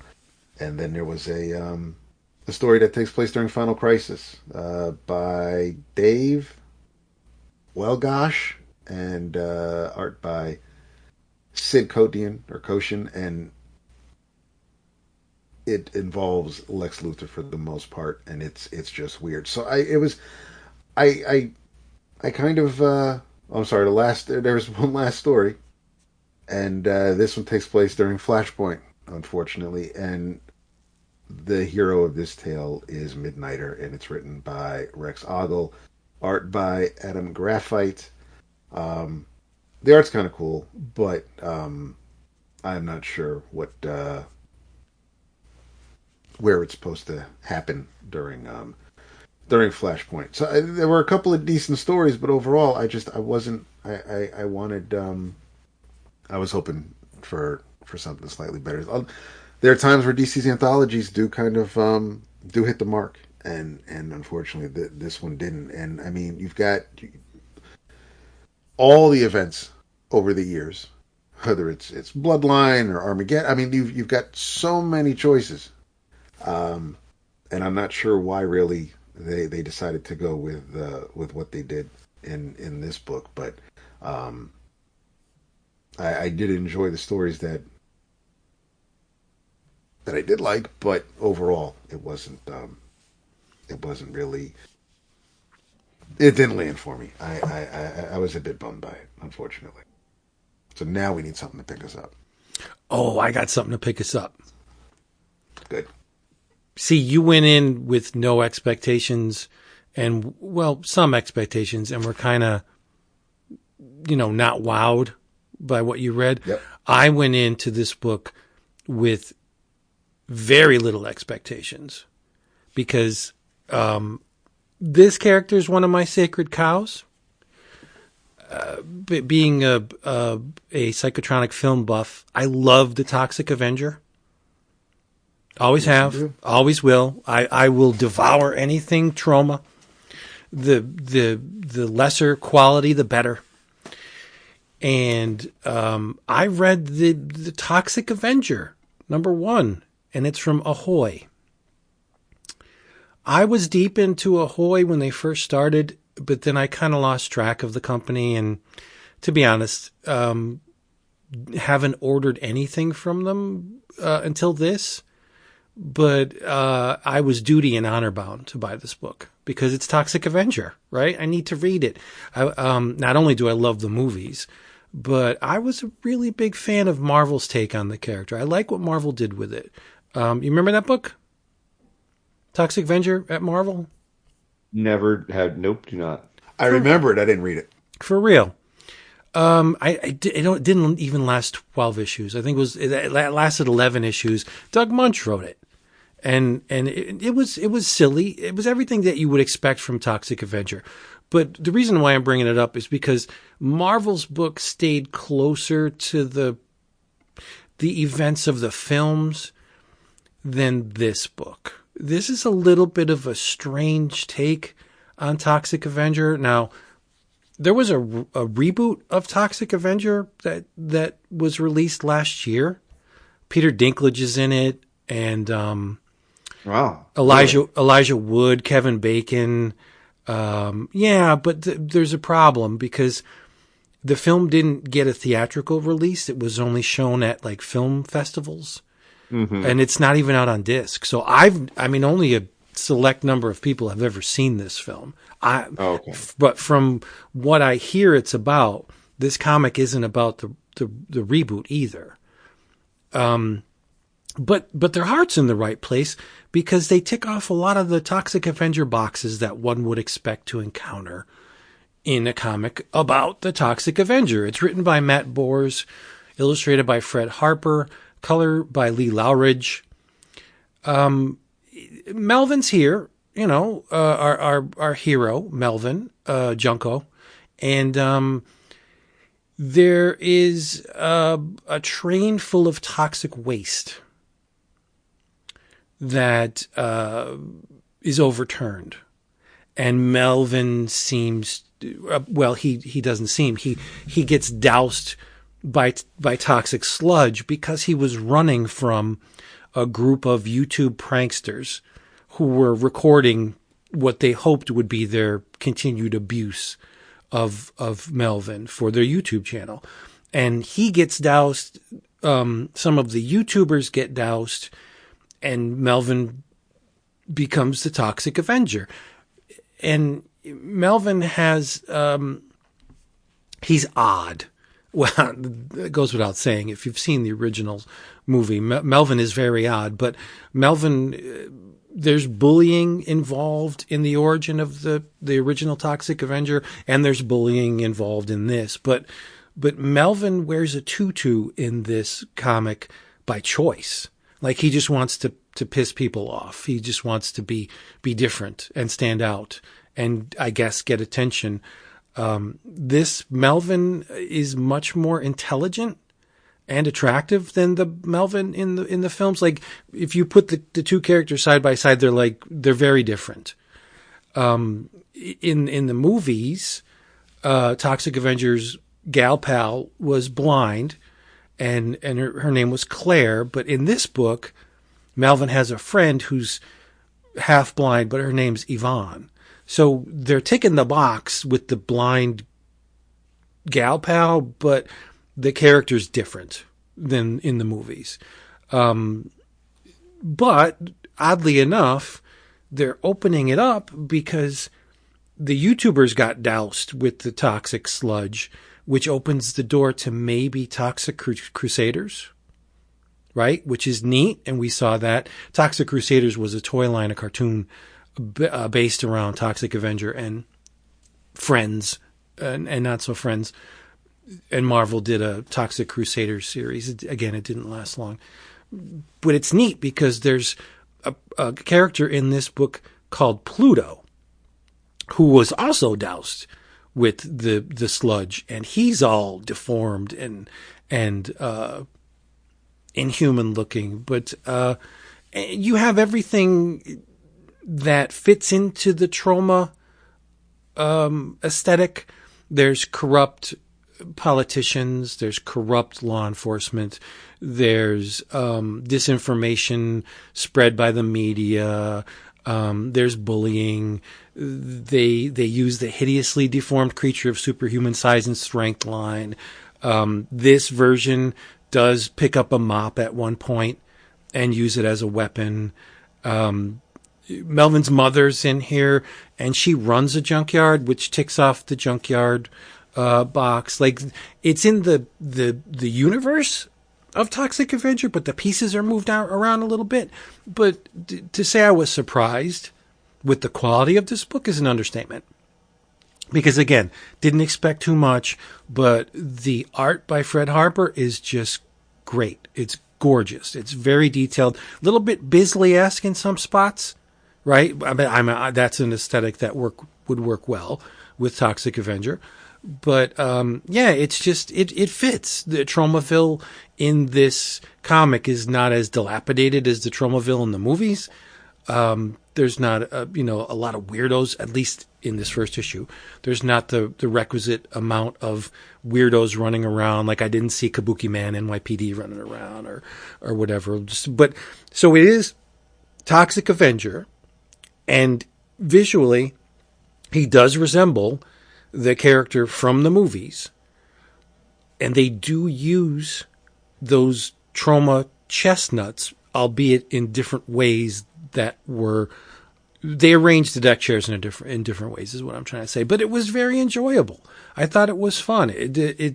I mean, what are your expectations for a Toxic Avenger book, right?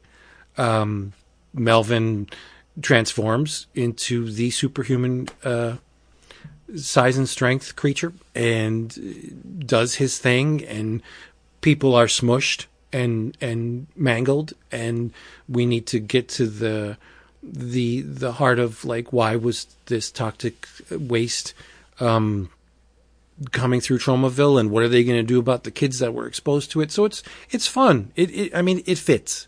So I had a lot of fun with it. And it was a blind spot. Like, okay, Toxic Avenger, I got to order it. But when I finished it, I was very glad I ordered it because I thought it was a lot of fun. Yeah, it was. I don't want to say great because it's a media tie-in, right? I don't know how. Why this book exists right now is a mystery to me. What with the reboot, the story of the reboot not being the story of this, and the reboot just existing in a place where media does not want to go, because media that's not seen is it really media? Like, if a tree falls in the forest, do we hear it if no one's there? It's kind of like that. Like, well, you have a movie and nobody sees it, then what good is it? So I don't know why this book exists right now, but I'm glad it does. And there's a little, there's a little blurb in the text pages from Lloyd Kaufman, of course. And Lloyd, in his best Stan Lee impersonation, does shills for the company. It's like, hey, we have these movies on deck, and here's what you're going to see from Troma in the future. Like, I would expect that from Lloyd Kaufman. He's nothing if not a showman and a salesman. So, I thought it was a lot of fun. It scratched all of the Toxic Avenger itches that I expected to scratch, but in ways that I didn't know they were going to do. So, surprise, surprise. Awesome. Yeah. Surprise, surprise. Jason, have you ever watched a Toxic Avenger movie? Yeah. Mm-hmm. Oh, for real? Yeah. Which one's your favorite?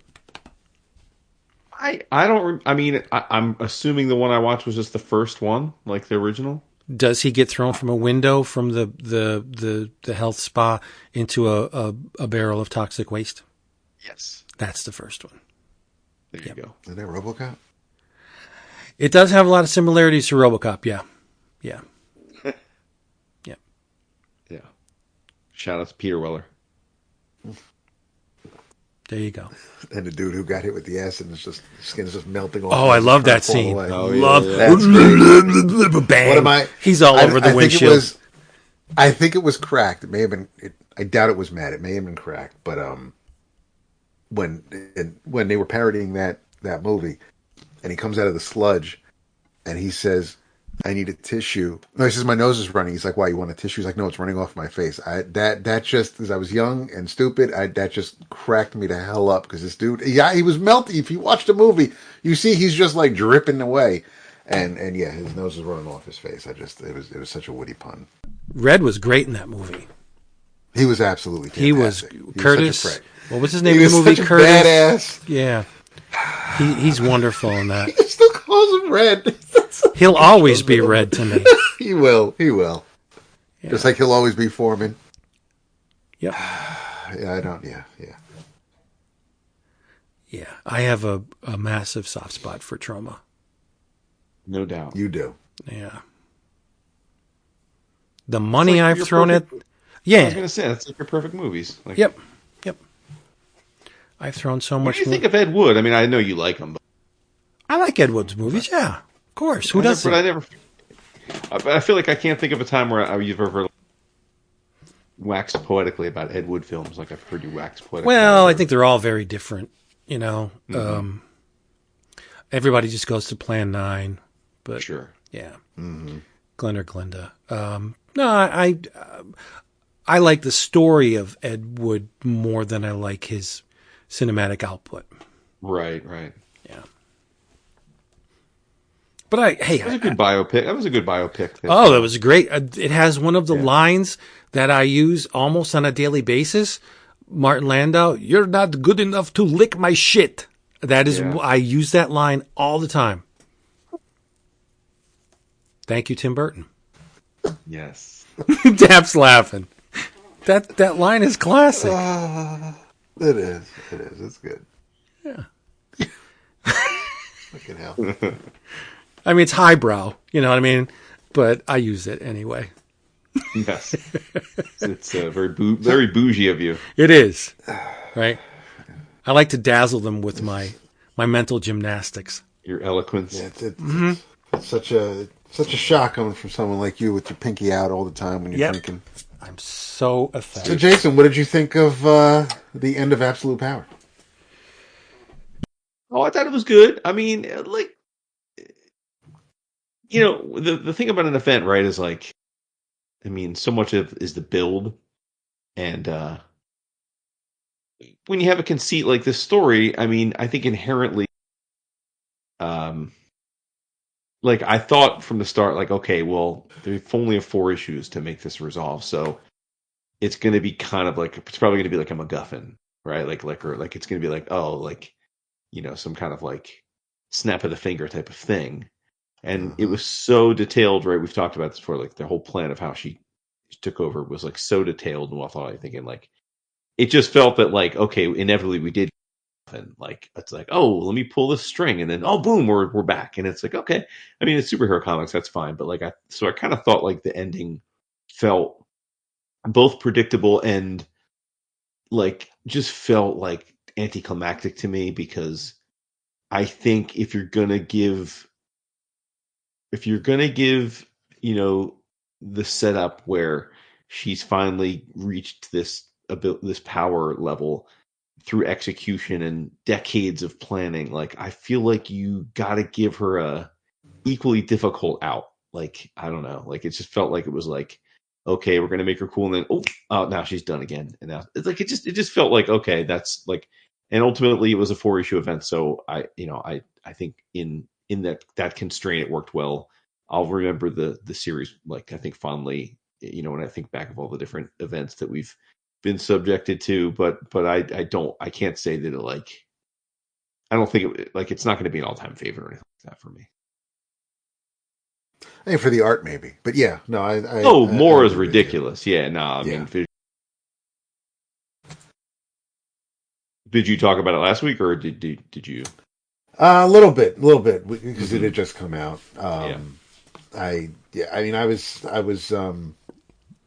happy with the resolution in the sense that now at least Waller is off the board for a while. I thought the way justice was served to her was pretty sweet. I'm not mad at what her punishment is at the moment. I mean, we all knew. I mean, we were talking about it when the first issue dropped. I think we all knew that that Green Arrow was going to be the one to pretty much. There was a feint, but I mentioned last week that probably my favorite panel was when the big reveal happened, and Batman was feeling some kind of way about not being in on the secret, and Martian Manhunter's like, yeah, it's pretty ironic for someone like you to tell us about keeping secrets. Exactly. Yeah, Martian Manhunter, always the real G in the room. But yeah, no, I thought, and I like that since I had just read the Super Son tie-in. That it wasn't so much a big deal that, or it didn't feel like it was out of left field or some bullshit move to have Dreamer pop out, since she played a part in the special. But if anything, I didn't want to compare it to Blood Hunt, but it ended in a way similar where this story is done, but not quite, because it's actually going to lead into what's on the shelf right next to it with All In, and so it as far as the story and getting the Justice League back together, it served its purpose, but it wasn't necessarily a complete self-contained kind of event like we've had in the past. But no, I thought that I'd probably be a lot more down on it if anybody else had drawn it. The fact that that more is attached to it, definitely. I mean, not that Wade's a slouch, but I mean, more definitely elevates it because Wade could get anybody to draw a story. It's just whether or not how well that story will end up being told. Is depends on who's going to draw it, but no, yeah, it was a better event than we've had in recent years past, but yeah, it didn't. It was also kind of it was a small event because it was, like you said, it's only 4 issues. Absolutely. There weren't a ton of times. You didn't have to read everything across the board at DC. It was kind of just central to like maybe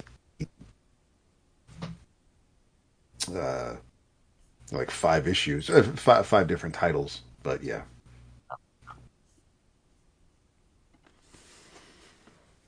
Jason. Yes, sir. I need to know your thoughts. Okay. What did you think of this Ocultos from Fantagraphics? Oh, I was wondering which one you were going to ask about. The Ocultos. Fantagraphics, Laura Pérez. I think it's actually Pérez, more like George Pérez. Yeah, I think it's Pérez. Yeah, Pérez. A horror anthology, so well timed by Fantagraphics to put it out right, October. I didn't know much about this, other than it's a Fantagraphics prestige anthology that I thought, okay, well, that's worth taking a try on. I didn't know much about Pérez before this. I came across in reading about this that she is the illustrator for Only Murders in the Building. If anyone's seen that show, it's which I thought was kind of a neat little aside. But I liked her. I mean, on a basic level, I liked her illustration style, like very clean lines. Right. I assume though the book was finished digitally, although I don't know that for sure, but it seemed like that from looking at it. I thought there was really good, color theory. So I think she's a talented illustrator for sure. But with that said, the pastiche of trying to do the very almost like art magazine style, pinup style, flat emotion visuals. I mean, and then you're going to tell me it's a horror anthology, and then get effectively a bunch of very short to medium length stories that I guess are all thematically about the occult and witches or paranormal around their activities, ghosts and whatnot. But I thought it was it was pretty boring. I was like, man, the stories are just boring. There wasn't enough of a monkey paw twist or a horror element. I mean, there was almost no horror element to this at all. Maybe a little bit of psychological horror, but a very tame book visually in that regard. So it was I guess it didn't hit me. It didn't hit for me. I think it was well crafted, but I didn't come away with either an eerie or it just didn't get a vibe from it that I think I want out of something that's pitched to me as a horror book. I completely agree with everything you said. Oh, nice. Okay, cool. Yeah. Going in, I knew it wasn't going to be a visceral, traditional.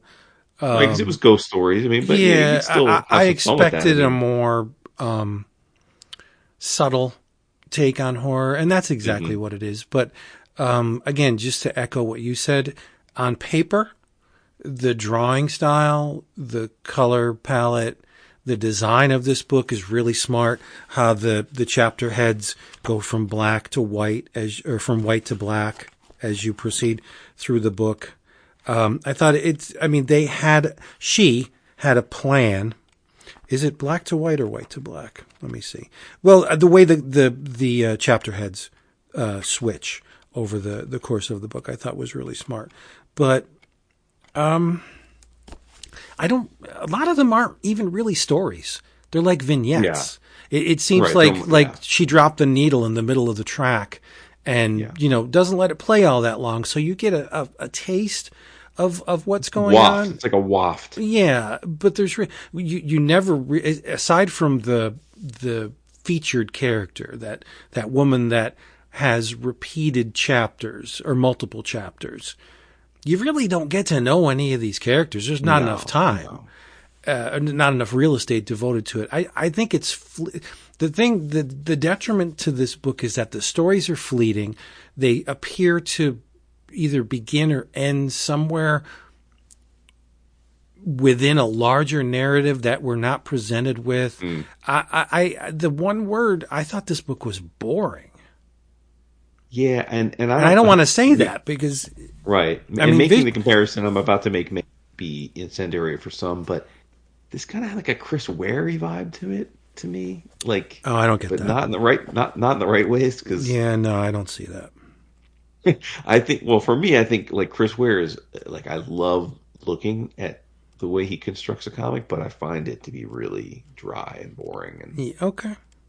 But I'm not even saying I'm saying, but he executes it well. I'm not like, again, I'm not trying to put this woman down, but it just didn't connect with me. I just didn't. I came away with not like I wasn't sure what she was going for, and I didn't really feel any connection to it.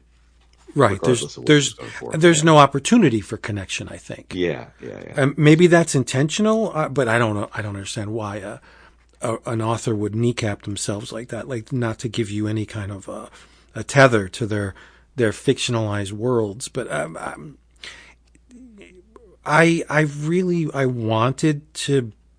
wanted something more, and just as I was about to get it, the story's ended.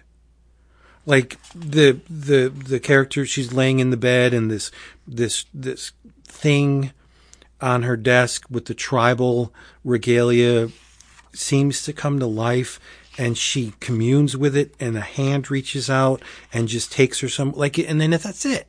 Just escorts her somewhere else. Did she die? Did she have a psychedelic experience? Was this thing really there? Where did she get? From where did that little totem come? Like those are questions that are never answered, and I know they don't have to be, but it's just a lot of them are setups with no punchline. Yeah. It's just strange. The presentation is top notch, which is really odd too, because I'm wondering if this Pérez didn't.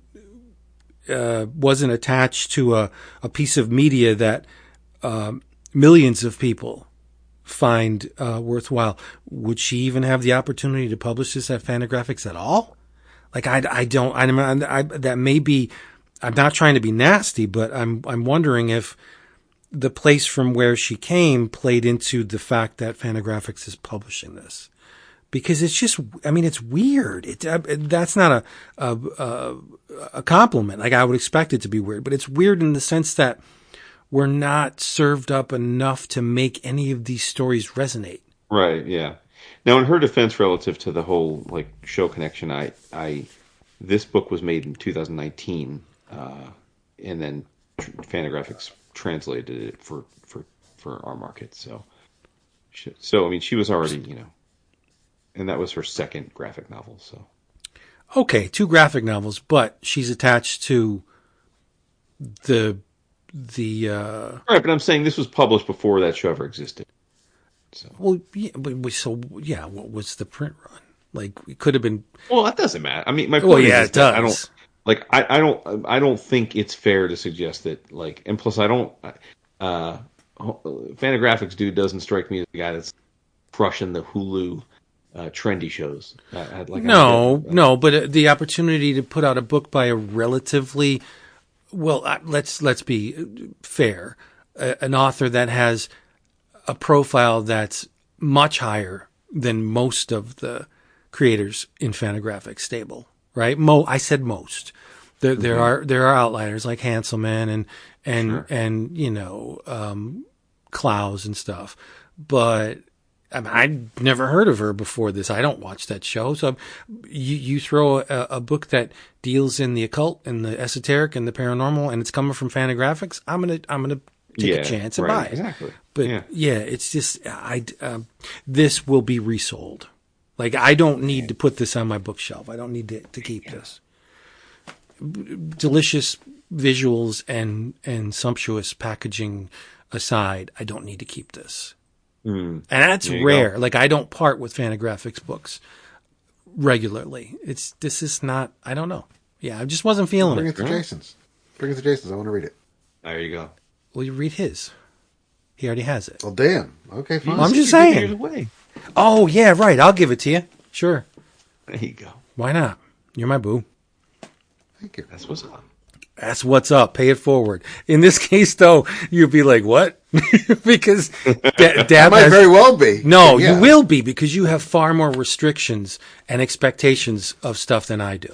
I'm not being mean, but you do. Like, you want things, you want that line from point A to get to point B, and you want it to mean something. There's a lot of stuff in this book that just has no meaning at all. Maybe I'm branched out. Okay, branch. We'll see. I'm just curious. That's all. Your curiosity will be squelched when I give this to you and you read it. Okay. Yeah. All right. Hey, you know what? We keep talking about that Patreon thing, and you can find our Patreon page at patreon.com/11 o'clock comics. But you know what?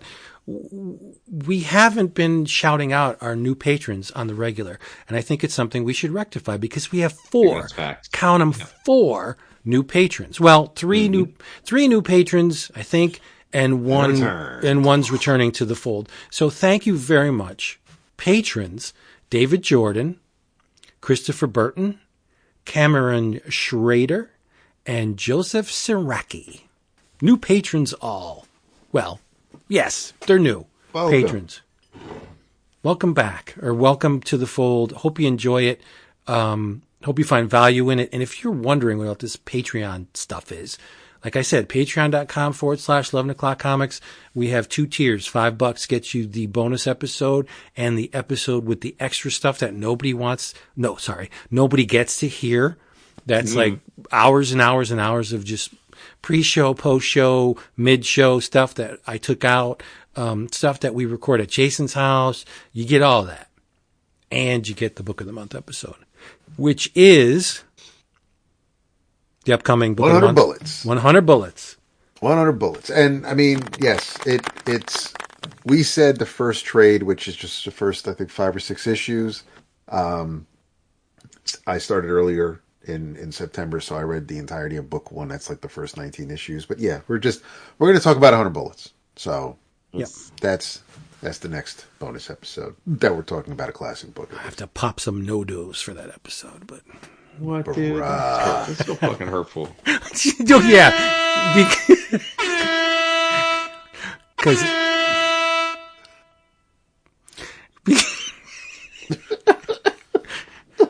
The soundboard is both a blessing and a curse. Emotional damage. Okay. Jimmy, stop leaning on the button. So yeah, if you want to hear all about or see what all the Patreon's about, go to there where I told you to go. Check it out. Hope we'd love to have you. Yep. Yes, and do yourself a super solid and go to our sponsor, cheapgraphicnovels.com, because man, oh man, do they have the stuff that you need at the prices that you want to pay. OGNs, omnibus editions, manga, trade paperback collections, artist books, like all that stuff. Drastically discounted. Place an order, reply to the email, 11 o'clock comics sent me, get free shipping on your second order. It's amazing. And do us a solid, leave us a review wherever you hear this. And if you're checking this out on YouTube, I feel like such an ass saying this, but it needs to be said. Leave a like and a comment, because when you leave a like, it goes to more people. And when you leave a comment, it goes to many, many more people. And if you share it, many, many more people will see it. It's that silly YouTube algorithm. That's how it works. Baby. Yeah, it's Smash crazy. That like button. Yeah, and Like every and subscribe, YouTube video I watch, smash that like button, leave a comment, share it, that's when it's like, dude, we've heard that 1,000 million times, but it's true. There's a reason they say yeah, it. that it's true. It's true. Just hit the like button. even if you don't listen to it, just go to YouTube and hit the like button on the video, just so we can get a little bit more play. It's baby steps. The channel is relatively new. We dumped a shit ton of I think there's like 170 episodes or something on YouTube. So there's a lot of content, but not many people know about it. So we want people to know about it. So do that. Mm-hmm. In your travels, the absolute grand poobah, the head honcho, the thing that I loved most this week, I'm going to tease it because I would like to talk about it in great detail next episode. I read... Thank God, because I'm sitting here thinking, like, you're not going to, like, shortchange it. Okay, good. No, I read Final Cut. Yes! Written and illustrated by Charles Burns. You know, I came out of it thinking, oh my God, this is so much better than Black Hole. But I got to pull back. Because... You got reasons you buy it. Yeah, I got to pull back. But... Loved Black Hole. I have so many thoughts on that. But I don't know how much you want to get. Like, I don't want to get too far into it because Dap's going to read. I have thoughts on what you just. You just said. I want Dap to read your copy because when we meet next week, we still won't be able to talk about it next week then. But I want to talk about it soon because remember when I said, "Oh man, I wish this was in black and white because I love Burns' art in black and white. It's so beautiful. And you get to see everything and the color is just, it's an intrusion." There's a reason why this is in color because the sequences, which are very, very important to the character of Brian, the sequences that lapse into the cinematic universe, the movies that he loves so well, those sequences would not have been as aesthetically successful had the book been entirely in black and white. And I think the cinema is very important to this book. Mm-hmm. It is we blah blah blah, but it's in color. And at first I wondered why, but now I know why, because that juxtaposition of the black and white movie images against Brian's world of color, as it is in the book, is extremely important to the narrative, and that's why they did it. That's why I think Burns did it. But it's amazing. It is, oh my God, it is so good. But the ending was so different. I did not expect it. I expected something, and I shouldn't have, because expectations should be zero when you go into a creative work like this. I expected one thing to happen, and the thing didn't happen, which is good. Ooh. Yeah.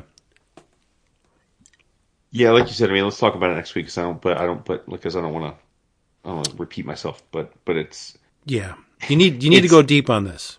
I'll just say that, like, there's Oscar season, right? Where like everybody rushes the artier films in theaters, even though they're not going to do much business. And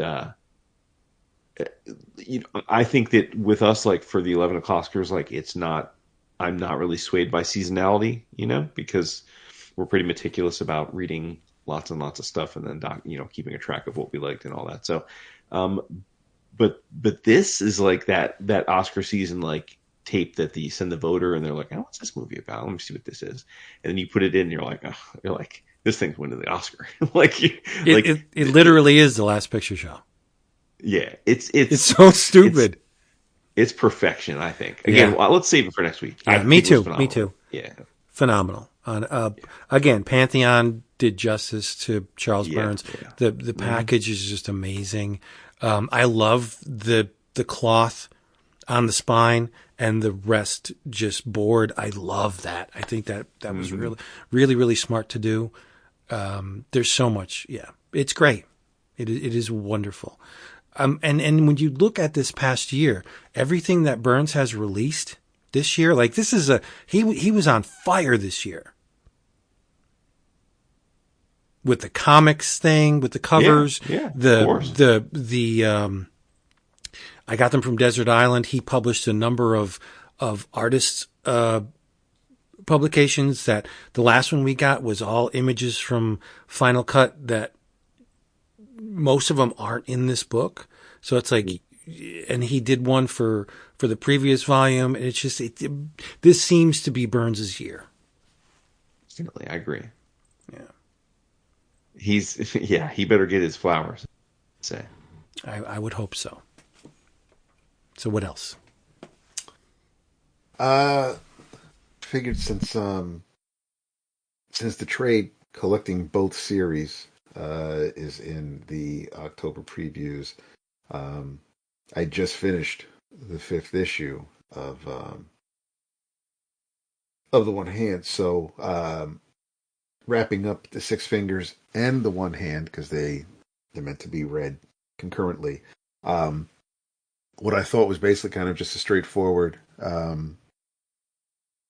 detective who's retiring is trying to close one last case that he can't quite figure out. Became something way different. There's shades of Blade Runner. There's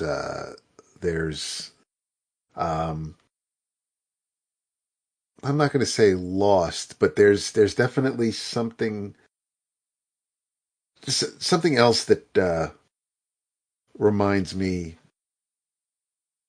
of a story from another medium. But it was it's a wild trip. I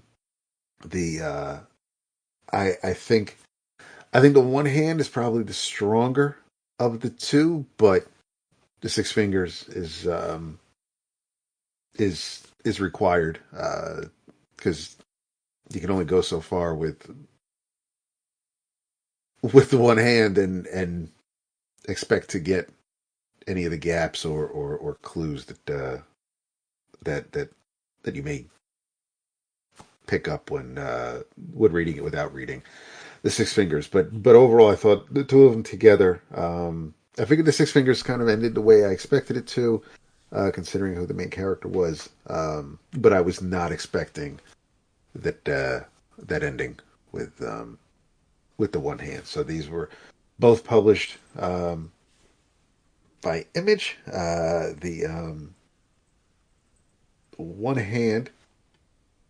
I'm sorry, The Six Fingers is written by Dan Waters, art by Sumit Kumar, Lee Lavridge on colors, and the One Hand is written by Ram V, art by Lawrence Campbell, and colors by Lee Lavridge. And I think I kind of like the art on the Six Fingers. They're not exactly complementary. The art styles are pretty different. But yeah, I think altogether, all 10 issues tell an interesting story. But yeah, the where it heads towards the ending was wild and totally unexpected. So kudos to the creative team for that. But yeah, I think I'll be having it run through my head for a little while before I finally put it away. So yeah, in your travels, One Hand and the Six Fingers, published by Image. boom. You all know I rocks with Matt Kindt. That's a given. And up until this point, I had not read his most successful comic. So thanks to the power of being a sucker for wanting to buy oversized hardcovers, I I received the complete Brzrkr, as in Brzrkr, which is one of Boom's best-selling books ever because it's written by Matt Kindt. No, that's not why. It's written by Matt Kindt and everyone's favorite action star, Keanu Reeves. You know, I mean, I would love to know how much is Keanu versus how much is Matt. Like, that would be great to know. I don't know that we'll ever. The story is drawn by Ron Garney, so there's a plus, and colors by Bill Crabtree. So every constituent part of this is really good at what they do. And I mean, obviously Kindt's an excellent writer. I think Garney's more than capable of drawing a good action comic, and Crabtree's no slouch. And then, what Keanu's good at is being an action star that doesn't talk much. So I have to say that I was mad sus on this book when it was first listed because I thought, okay, this is basically like Keanu's next movie idea because the character in the book is Keanu Reeves. I mean, like that's who it is. And the premise here, and Vince, wait for it because this is what's going to get you, because it's a lot very similar to your least favorite DC villain ever. Turns out that the Keanu character's name is Unity, and he's a demigod that's been alive for 80,000 years. Yep. He just can't die. Yep. Can't die. And he just has gone through the world basically laying waste because he's a demigod and he's very powerful and he can't die. He's got Wolverine-style healing. And another funny thing that Vic Arney drew this, since he did Wolverine for a long time. And he just keeps, basically like looking for things to kill because it doesn't, like, he can't die. And all he wants, and now most of the book takes place in the modern age where he's working with the U.S. government, doing wet work, and under the auspice that they will work with him using modern science to find a way to make him mortal finally, so he can die. I love Keanu Reeves action movies, so like I can't say if they made this into a movie, I wouldn't think it was kind of lit. But it's lit. But like at the end of the day, this was mad. I thought like it was like I don't know, man. Like I'm trying to think. When we were more romantic with our musicians that we coveted, how offended we would have been if they sold their music to a TV ad, right? It's like, why is Kindt got to be doing this? And I realized it probably made him an absolute boatload of money. Oh, probably, yeah, no doubt. What a house, yeah. And like I like we've talked about Keanu. I think I like him he seems like a hell of fun dude. Like I love his movies, so like I don't want to shit on him, but like. This felt more like Tyrese Vanity Project than Umbrella Academy Vanity Project. You know what I mean? Like I don't know. It was. That's why I wanted for my travels. Not like it. Hats off to the man. They pulled off a 19-issue run of a series that sold millions of copies. So have at it. Yeah, I can't be sad about Matt Kindt making a bunch of money. No, that's what I'm saying. It's ultimately, if it buys him a house, hey, cool. Yeah, he's put the time in. He's done the work. Yep. And look, they keep making more Brzrkr comics. Like, not with them involved, but I mean, so it must be, they got a little franchise. There's like a Western one now or something. Yeah. Yeah, good for him. And I'm sure this will be, I mean, I've got to imagine this is going to be a movie, right? Like, it's like, why else would you have your main character be you? Right. Guaranteed a Theodore S. Logan movie would not draw as... No, I said that wrong. A Brzrkr movie's probably not going to draw as much as the Bill and Ted movies did. But, I mean, yeah, it's true. It's Keanu. Like, I'll go see it. Yeah. Or I'll watch it anyway. All right, everybody. Hey, thank you for being here with us one more time. We hope you come back next time, because if you don't, we'll miss you. And you won't get all the cookies and the drinks. We have cookies. Didn't you know that? In the meantime, get yourself to a comic shop or an online retailer, buy some comics, read them, talk about them, and then come back next time and see if we're talking about it, because chances are we probably will. Because we love comics and we love you. In the meantime, say good night.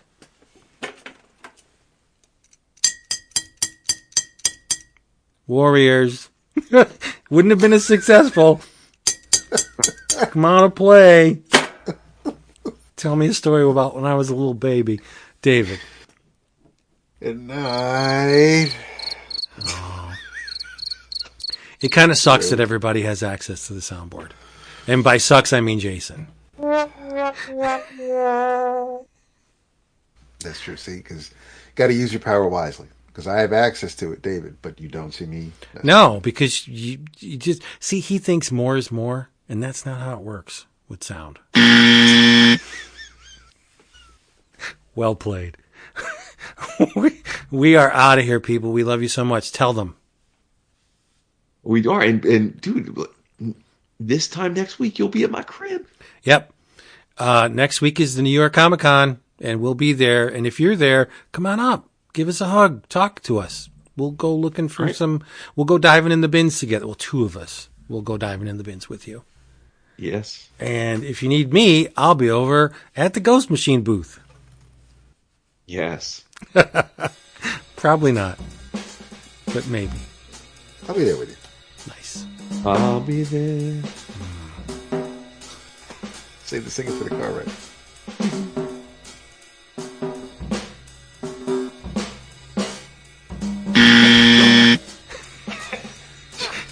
A little slow on the draw.